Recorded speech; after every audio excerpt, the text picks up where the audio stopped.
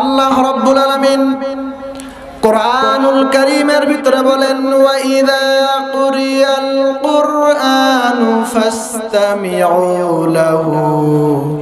ফাসতামিউ লাহু ওয়া আনসিতু লাআল্লাকুম তুরহামুন।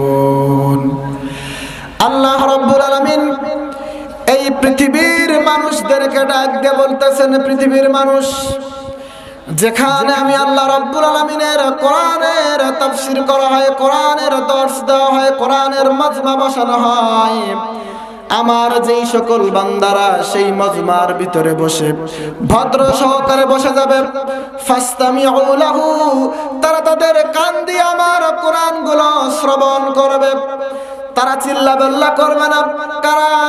আমার ওই সকল বান্দারা হাঙ্গামি করবে না, মারামারি করবে না, চিল্লাপাল্লা করবে না, তারা দোকানপাটে বসে থাকবে না। আমার ইমানদার বান্দারা, আমার নেককার বান্দারা কোরআনের মাহফিলে এসে কোরআনের মাহফিল শোনার জন্য তারা কোরআনের প্যান্ডেলের ভিতরে বসে যাবে।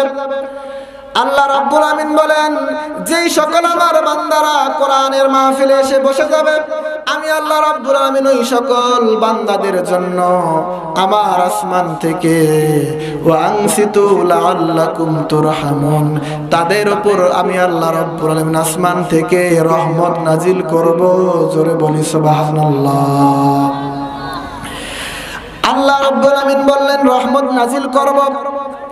এবার আমরা বলতে পারি, হুজুর কেমন রহমত আল্লাহ রাব্বুল আলামিন আসমান থেকে নাজিল করবেন? আমরা পৃথিবীর মানুষ দুনিয়ার ভিতরে আল্লাহকে স্মরণ করার জন্য তাসবির দানা গনি কি গনি না? তাসবির দানা আমরা হাতের ভিতরে নিয়েই তাসবিহগুলো গুনতে থাকি। এভাবে উদাহরণ দেওয়া হয়েছে।